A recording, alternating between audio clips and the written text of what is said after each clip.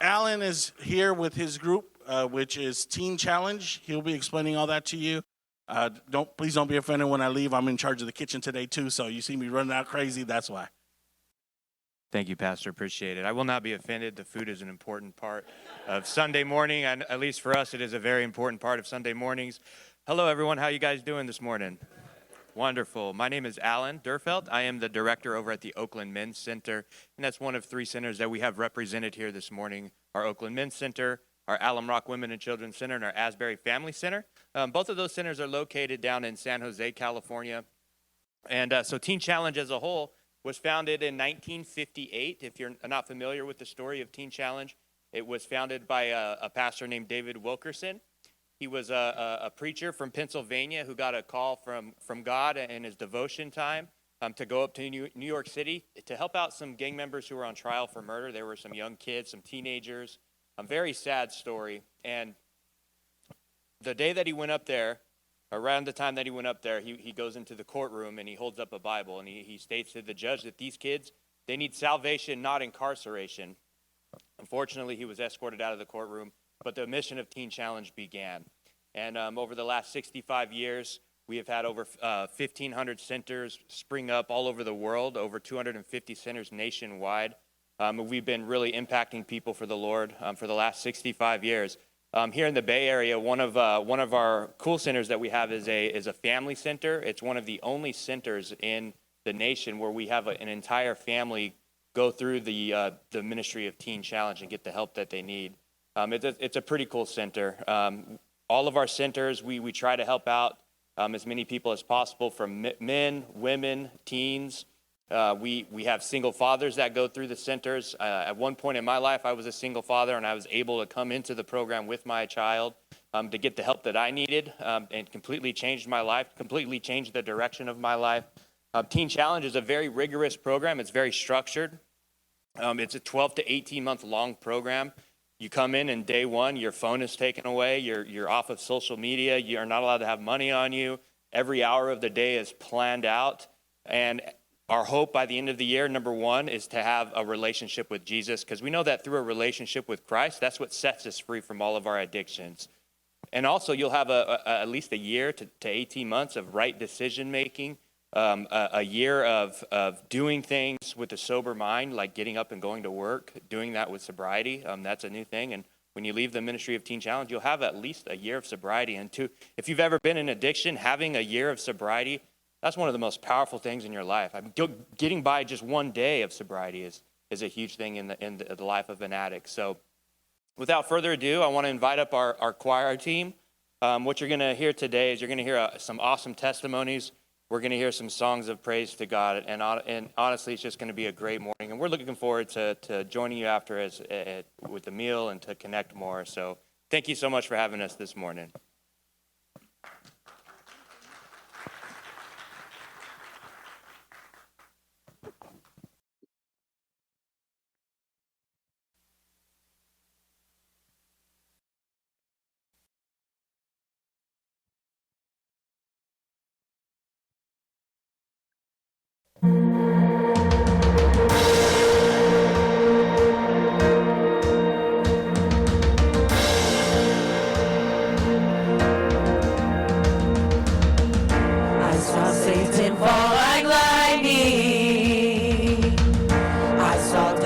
Run for cover, but the miracle that I just can't get over, my name is registered in heaven.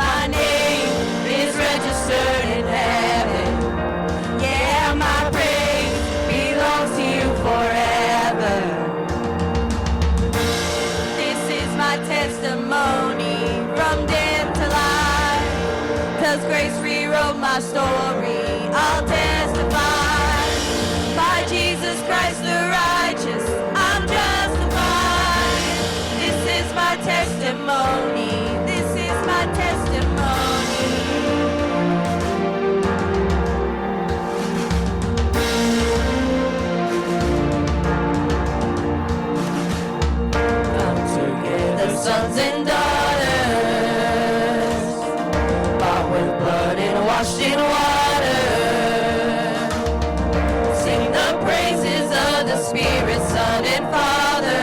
Our God will finish what He started. Yes, our God will finish what He started. This is my testimony from death to life. 'Cause grace rewrote my story. I'll testify. By Jesus Christ the righteous, I'm justified. This is my testimony. This is my testimony.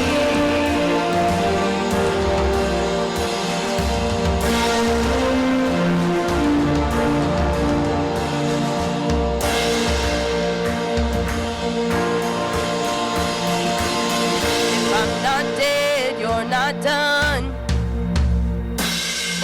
Greater things are still to come. Oh, I believe. If I'm not dead, you're not done. Greater things are still to come. Oh, I believe. If I'm not dead, you're not done. Greater things are still to come. Oh, I believe. If I'm not dead, you're not done. Greater things are still to come. Oh, I believe. If I'm not dead, you're not done. Greater things are still to come. Oh, I believe. This is my testimony from death to life. 'Cause grace rewrote my story. I'll testify. By Jesus Christ the righteous, I'm justified. This is my testimony. This is my testimony. This is my testimony from death to life. 'Cause grace rewrote my story. I'll testify. By Jesus Christ the righteous, I'm justified. This is my testimony. This is my testimony. Oh, I'm alive.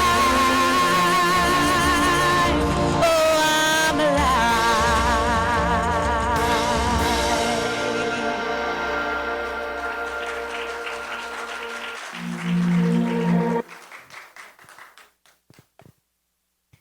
Hi, good morning, everyone. My name is Jamilette, and I am 19 years old. I was born in Peru, which growing up there was very, very painful, very hard. Me and my brothers had to steal just to stay alive, and we would jump from house to house just to sleep, and then the next day leave. My biological mom was never there for us, so we would stay sometimes with my stepdad, and while staying with him, I was sexually abused by him, and that after that happened, we were taken to an orphanage. I went to the orphanage when I was 6 years old, and I was there until I turned 11. When I turned 11, I was adopted by two amazing parents, which was a miracle to me that has ever happened. We moved to the U.S., and it was an amazing family. I just didn't know how to open up to them. I didn't know how to have siblings or interact with them. So I would always hide my emotions. Everything I was doing, I would do it in secret. When I turned 18, I had a thought in my head where I thought my parents didn't like me. I was like, they don't love me. They're Christians, so they had rules about a lot of things. I was like, they're doing this on purpose. They don't want me to live my life. So I decided to rebel against everything. I started drinking. I was sneaking out of the house. I started jumping from relationship to relationship. Every relationship that I had took something from me, where I would end up being depressed. I was very suicidal. I wanted to kill myself. I did not want to live. I was like, why was I ever brought to this family? I had a very strong hate towards my parents. So after doing that for a whole year, my parents found out everything that has been happening, and they told me that they don't want to see their daughter's life being thrown away. So they told me about Teen Challenge, and they made it seem like an only option. So I came here, and when I got here, I did not like it. It was far away from my home. I didn't want to be here. I was like, I can change, I don't have to be in a program to change. So I was here for 3 days, and I called home every single day just for them to take me back. And they said no. So I made a promise to God if he changes me, I would finish the program. And he did. Within a week, I surrendered my whole life to him. I didn't want to control my life. I wanted him to control it. So here I am, 6 months in. And the verse I stand on is Matthew 25:36. Is when I needed clothes, you clothed me. When I was sick, you looked after me. When I was in prison, you came and visited me. That's it. Thank you.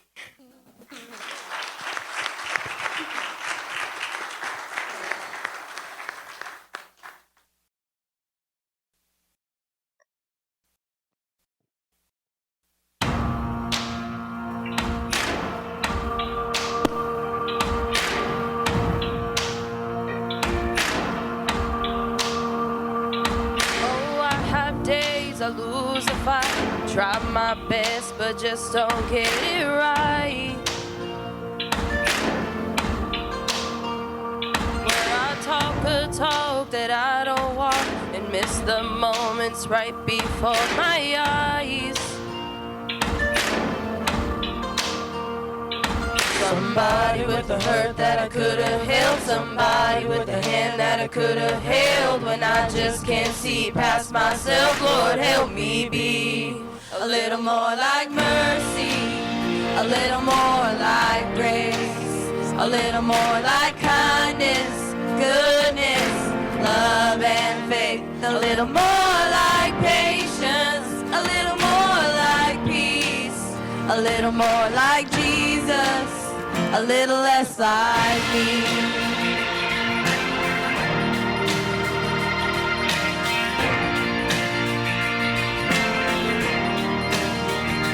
Yeah, there's no denying I have changed, 'cause I've been saved from who I used to be.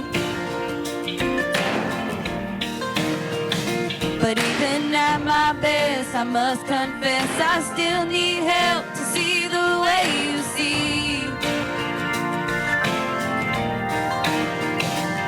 Somebody with a hurt that I could have held, somebody with a hand that I could have held. When I just can't see past myself, Lord, help me be a little more like mercy, a little more like grace, a little more like kindness, goodness, love and faith, a little more like patience, a little more like peace, a little more like Jesus, a little less like me. I want to be the beggar on the street, learn to be your hands and feet, really give what I've received, Lord, help me be. 'Cause I want to put you first above all else, love my neighbor as myself, in the moments no one sees, Lord, help me be. 1, 2, 3.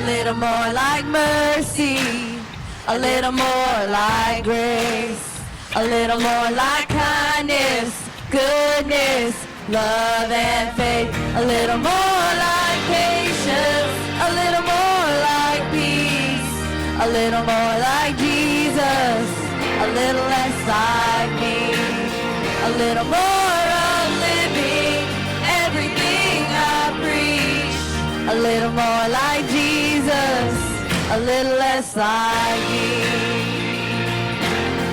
Oh, a little less like me.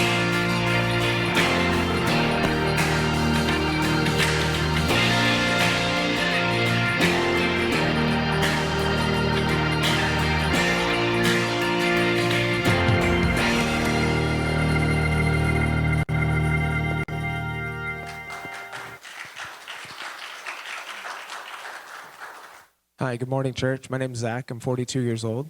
I grew up in a small town in the Central Valley in California, about 4,500 people. I grew up with two alcoholic parents and all the fun stuff that goes along with that, all the emotional, physical abuse that happened at home. Home life was really crazy, so I tried not to be there as much as possible. When I was in junior high, I went with my friends to a youth group at a local church. And looking back on it, God was implanting something in me at that time, instilling something in me. In high school, I started drinking and partying. After high school, I got a really good job. I was working in banking. When I turned 23, I watched my best friend die in a motorcycle accident right in front of me. And I didn't want to feel anything anymore. I mean, this was my best friend since we were in second grade. And I didn't know how to deal with it, so I just wanted to numb myself. So I got addicted to methamphetamines, and I lost my job, lost my house, lost my car, lost everything. And by the grace of God, he reached down and he plucked me out of the muck and mire that I was in, and I found Teen Challenge in San Francisco in 2005. And God saved my life then. And being going through the program there, I felt called to the ministry. Being a new Christian, I didn't really grasp the depth of the call that God had on my life. So when I was done with the program, I decided to stay on and be a part-time staff member, and I was going to serve God that way. So I went back into banking part-time and worked at Teen Challenge part-time. So then in 2010, I went full-time into my career in banking. I was living in San Francisco. God blessed my career. I was a branch manager. Everything was going good, but I felt something inside of me was missing. I fell away from God, and I felt empty inside. So in 2016, I came back to God. I went into full-time ministry. I was living and working at a church in San Francisco. I was serving God how I wanted to serve him. He blessed me. I've been blessed to travel the world, go on missions trips, minister in all kinds of different countries. And in 2019, I hurt my back. In January 2020, I had my first back surgery. And I was believing God for healing. The first surgery didn't work. Later that year, I had the second surgery. After that one didn't work, the doctors put me on Oxycontin to deal with the pain. And I was still trusting God for healing. And when the healing didn't come, I had a third back surgery.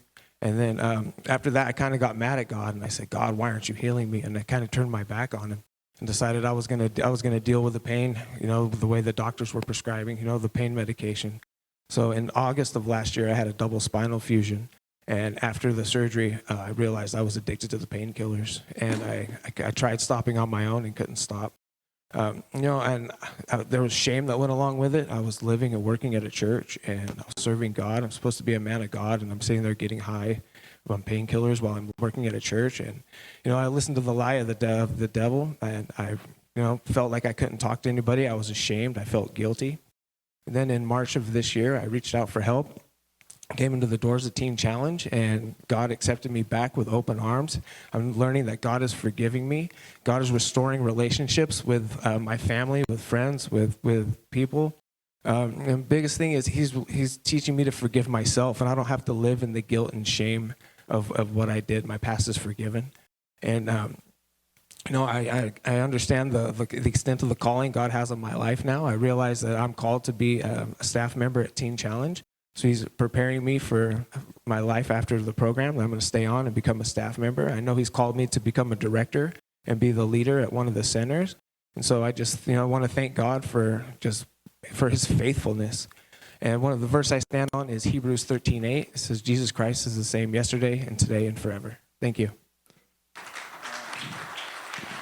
I just wanted to take a minute and say thank you guys so much for opening up your congregation to us today. It's such a blessing for us to come to churches and just see your guys' faces smiling back at us and clapping with us and enjoying us singing and praising God is one of the most unique experiences I think we'll ever get in our lifetime. If you or anybody else that you know needs help, don't hesitate after service to reach out. We have a booth that's out in the foyer so you guys can get information on not only our centers that are located here in the Bay Area, but our centers that are located all throughout as far to Northern California as Redding, all the way down into Nevada. So if you guys know anybody that needs help, don't hesitate to reach out for us. But also, if you guys find your faith today is in short supply, take 2 minutes after service and talk to one of these amazing students that are up here that are doing probably one of the hardest things that a person will ever have to do in their life, which is walking out not only their faith, but their sobriety as well. And I promise you that after a 5-minute conversation with them, you will leave from that conversation so filled. And now, I know that we sang this song earlier today, but I feel like because we sang it earlier today, that just means that you guys can help us sing it even better, okay? So he who is in Christ has a new name. The old is gone and the new has come.